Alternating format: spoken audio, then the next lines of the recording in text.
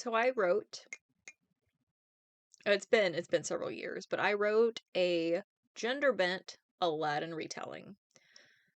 And I am terrified of putting it out into the world.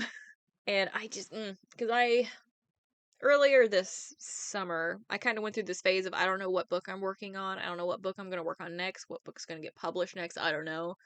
So I picked up this Aladdin retelling because it's been sitting in my box, not in my box, my electronic folder on my computer for a while. Like, I don't even remember at what point I started working on this book, but it started out with me basically challenging myself to write a retelling. So I was like, well, what's my favorite Disney movie? And I was like, Aladdin. There you go. Let's write a Aladdin retelling. And I did. At some point along the way, it really took on a life of its own. So it, at times, like, yes, you can see the Aladdin influences, but then other times it's like, kind of goes off and does its own thing, which I'm proud of. I'm proud of the story that I told. Or it was until I got back into it to try to work on it. My writing has improved enough that, like, going back and, like, trying to get back into this Aladdin retelling, it's like, I don't like that. Ooh, I don't really like that either. And I'm also, part of me is really terrified of putting it out into the world or letting anybody else see it for that matter, because the main character, the uh main female character, this is the Aladdin character. I wrote her initially as being bisexual, but then it kind of turned into pansexual somewhere along the way. She's who she is, I don't know. But I myself am not pansexual or bisexual. I'm straight, unfortunately. Here we are. If I wasn't, I'd probably be married by now. Because I myself am not. I am terrified of putting my book into the world and, like, there being some grievous mistake that I did and being chewed alive by, like, the book community because I'm writing a character that I myself am not. Being an Aladdin retelling, I also took name that I found online through, like, the baby name generator things or the baby name dictionaries that you find that are everywhere. I probably have Googled baby names more than, like, new parents have. Because I need them, okay? I need them continuously. So I took a lot of names that I found on one of these websites from, you click on different regions of the world and it will give you names. And so I clicked on, Arabic. I knew that word was wrong as soon as it came out of my mouth. And I have a bunch of these names just for all of these characters. And I'm sitting here, like, when I try to get into it, and I'm thinking, like, what are the odds that one of these names has, like, a cultural thing attached to it that I am not aware of? Because I'm white. Even though, like, it's not set in, like, the Middle East. It's set in a high fantasy world that's just, like, warm. Like, there's no culture that I took. I just took names. But if, like, a reader goes into it and they see these names, are they going to assume that I took, like, cultural inspiration from, the Middle East when in fact I took it from the Disney version of Aladdin, which is all over the place? Like, I don't want that. That scares me as an author. But also, do I just let it sleep on my computer? Because it's a good story. I like it. I mean, I'm aware that, like, I would have to get it, a sensitivity reader on it before anyone ever sees it. It's just getting the motivation to go find a sensitivity reader for this book specifically. And then I started working on, like, two other things. So, like, this retelling has again been pushed to the back burner. And then I've also thought of publishing it under a different pen name just in case it goes sideways. That way I can be like, it's not attached to me. Oopsies. Wouldn't want to be that author over there. I've seriously given that thought, like, having a different, like, have a second pen name. Yeah, shocker, I write under a pen name. BB Morgan's not my real name. Oh. Making, like, a second pen name to publish this book specifically.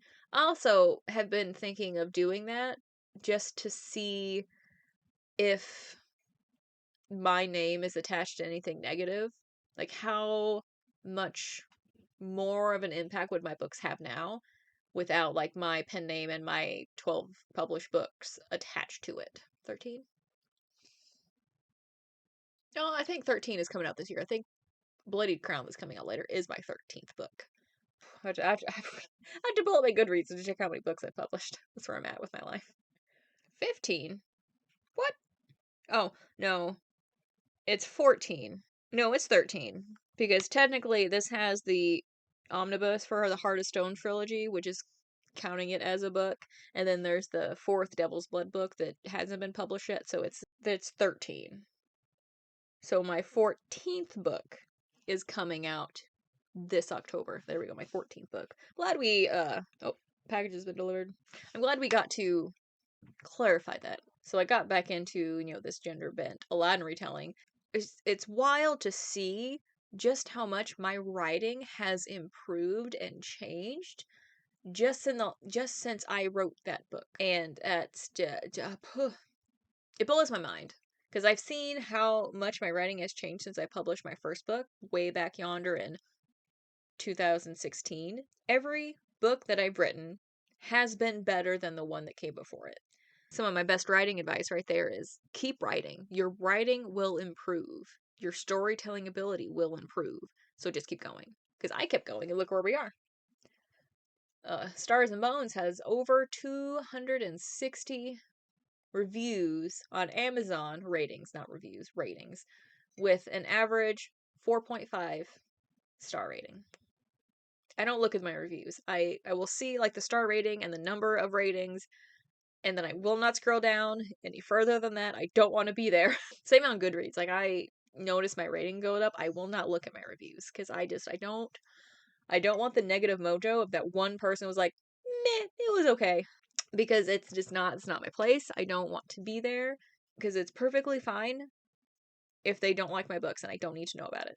It is fine. I mean, I know it sounds sarcastic when I say it like that, but it is fine. Like it doesn't hurt me when people don't like my books anymore. It did once upon a time, but now I've kind of just like I know there are books that I don't like. So it's okay because it's subjective. So it's not like they don't like the book and they don't like me by extension. Oh, they don't know me. They've never met me. It's fine. Odds are they won't because I know I'm kind of a B word. It's fine. I'm aware of my personality traits.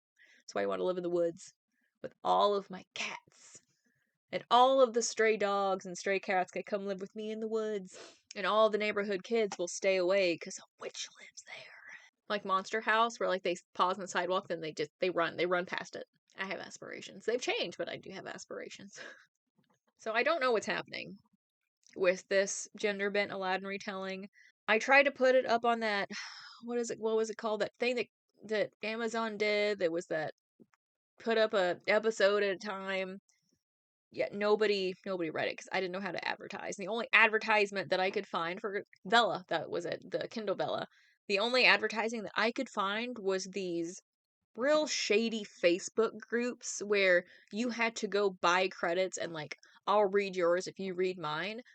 And that's not how I wanted to do things. So I didn't. So I don't think anybody read it because it was buried. I feel like Kindle Vella had a lot of promise, but just the way that they let it fall apart.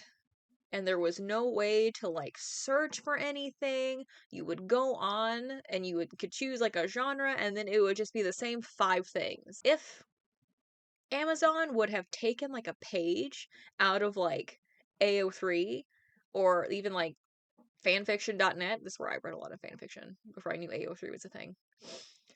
Then how they organized their stuff, I think it could have been a lot better. Like it would have gotten more traction. But as it was like almost entirely authors trying to get their stuff out there. And they were putting out basically first drafts of their books and expecting people to give money for them. And it's like, or horror, or I think I said horror. No. Or Brain Blast. I could, do a revision of this Aladdin retelling, and then that could be the book that I publish and give away for free when you sign up to my newsletter. Oh, I might actually do that. That actually sounds like a good plan. Because it's free, you didn't pay for it.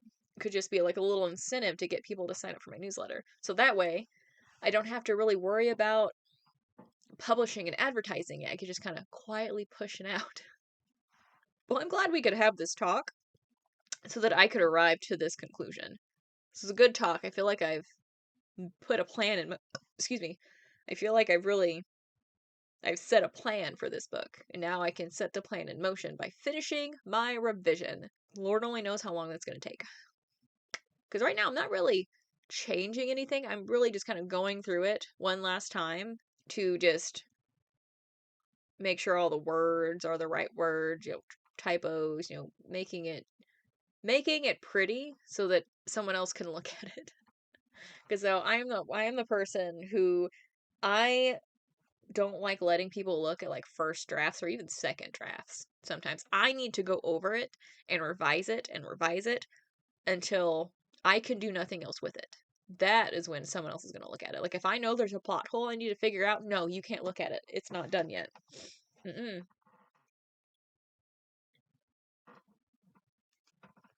All right, I'm out of coffee, so I think I'm gonna kind of call this one here. Thank you for watching. Thank you for listening to this rant about this book that I haven't published that I'm not sure what to do with, and helping me come to the conclusion that I need to finish it so that I can attach it to my newsletter so that can be my incentive for signing up for my newsletter. So thank you. I will see you on the next Writer Wednesday, even though today is not Wednesday. I rarely actually film these on Wednesday just because I don't know, Wednesday is a weird day at work. We're not as busy, and then I take Wednesday to do all the things that I have not had time to do on Monday or Tuesday, like the paperwork and the calling and things. Eventually, I will get that bestseller list. I'll be mega bestseller, so I don't have to do that anymore. But no, I got back in this, gender battle and